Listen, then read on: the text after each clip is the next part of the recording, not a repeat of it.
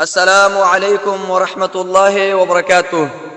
أعوذ بالله السميع العليم من الشيطان الرجيم. بسم الله الرحمن الرحيم.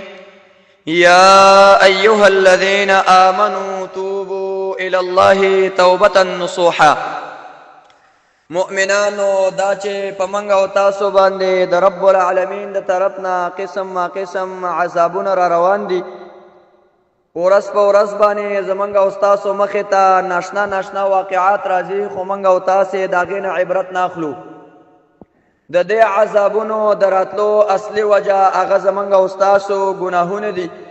چې موږ او تاسې د سر نه تر پښو پورې په ګناهونو کې ډوب یو، خو موږ او تاسې الله رب العالمین ته د دې ګناهونو نه هغه توبه نه وباسو.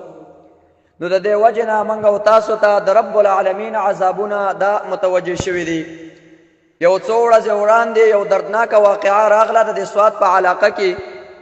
چې د هغه علاقې په خلکو باندې الله رب العالمین یو قسم عذاب راوستو، په هغوی باندې سیلاب راغی. د هغه علاقې خلک سیلابه هغه ویوړه، کورونه یې وله ویوړه، ماشومان یې ویوړه، زنانې یې ویوړې، حیوانات یې ویوړه، هر څه یې ویوړه. پکار دا وه چې موږ او تاسې د هغې نه عبرت اخیستی وی، ځکه الله رب العالمین چې په یو کلي والاو باندې یو علاقې والاو باندې عذاب راولي، نو دا د ګناهونو په وجه باندې. نو پکار دا وه چې موږ او تاسې د دغې نه عبرت اخیستی وی او رب العالمین ته هغه متوجه شوي وي او پر خپلو ګناهونو باندې الله ته توبه ایستلې وی. د هغې نه موږ او تاسې څه عبرت وانغسته. لیکن د دې نه ډېره یو دردناکه واقعه بېګا راغلې ده په افغانستان کې چې هلته زلزله شوې ده، او دا زلزله د افغانستان په مختلفو ولایتونو کې شوې ده. لیکن په کونړ ولایت کې چې کومه زلزله شوې ده، نو د هغه زلزلې د وجې نه ډېرو مسلمانانو ته هغه مرګ ژوبله اوښتې ده. ډېر کلي په هغې کې وران شوي دي او ډېر مسلمانان پکې هغه شهیدان شوي دي. څه لا اوس هم د خاورو لاندې پراته دي او څه مسلمانانو هغه رایستلي دي. مؤمنانو په یو کلي او علاقه باندې چې الله رب العالمین عذاب راولي، د دې عذاب راتلو خپل اسباب دي. د ټولو نه اولنی سبب یې هغه ګناهونه دي. انس رضی الله عنه وی من یو پیری د عایشه رضی الله عنها خواته ورغلو، موږ ته تپوس وکړه چې الله رب العالمین د عذابونه څه د وجې نه رالیږي پر انسانانو باندې.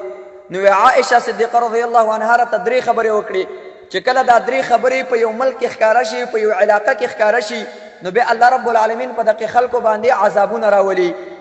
اولنۍ خبره دا وکړه چې کله زنا ښکاره شروع شي، نو په دغې خلکو باندې الله رب العالمین عذابونه راولي.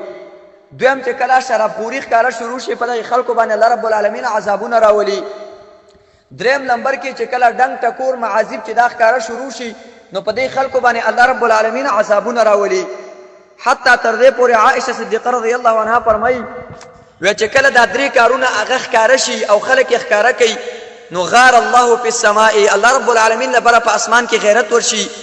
او چې کله له غیرت ورشي، نو یو وارې د ځمکې ته وایي تزلزلی، ځمکې یو ډرق ورکړه دې خلکو له. ایسته الله رب العالمین په دغې خلکو باندې هغه زلزله راولي. زلزله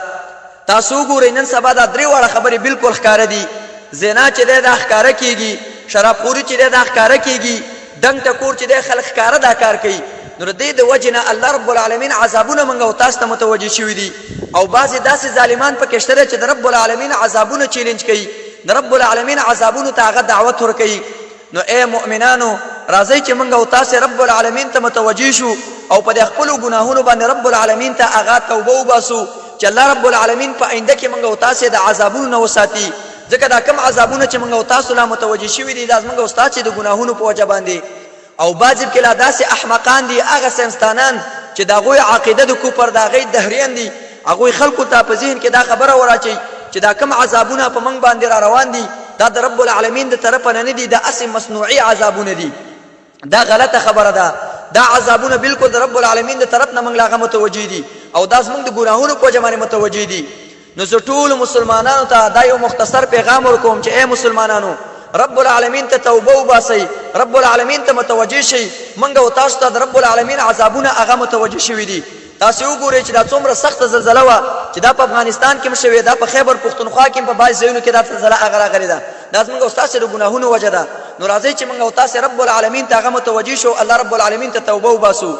بیا دا زلزلې ولې هغه راځي؟ یو خو په قرآن کریم کې رب العالمین دا خبره ذکر کړې ده چې الله رب العالمین په دې سره موږ ته هغه د قیامت زلزله را یادوي چې چې خلکو د قیامت زلزله چې د ګوره ډیره سخته ده اذا زلزلت الارض زلزالها الله فرمایي کله چې به وجړقول شي دا ټول ځمکه په جړقېدلو سره په دې ټول ځمکه باندې به جړق راشي دا خو چیرته معمولی په یو ځای کې دا زلزله هغه وشي او دومره دا خلک چې کوم دی هغه سرګردانه الله وی اے مؤمنانو متوجه شئ د قیامت زلزله چې دا هغه د دې نه ډیره سخته ده راځئ چې موږ او تاسو رب العالمین ته متوجه شو دویم شیخ الاسلام ابن تیمیه رحمه الله فرمایي ودا زلزله رب العالمین د دې لپاره راولي په دې سره موږ ته رب العالمین خپل طاقت ښیي چې خلکو تاسو ماته هغه متوجه شئ بیا چې زلزله کله هغه راشي نو په دې وخت کې څه کول پکار دي رسول الله فرمایي ستا په لاس کې چې کمال دغه صدقه کا دویم نمبر کې مانځه باندې ودرېږه دریم نمبر کې که غلام در سره غلام آزاد کا او څلورم نمبر کې د رب العالمین نه بخنه وغواړه او پنځم رب العالمین ته هغه توبه وباسه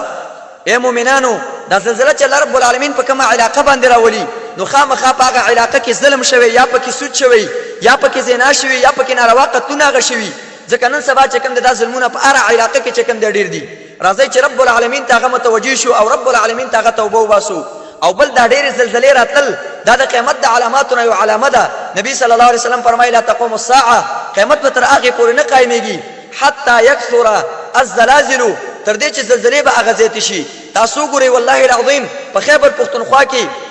د باجوړ په علاقه کې تقریبا 3-4 کرته چې کوم د هغه زلزله راغلي د دې زلزلې سره سمه نو اے مؤمنانو موږ او تاسو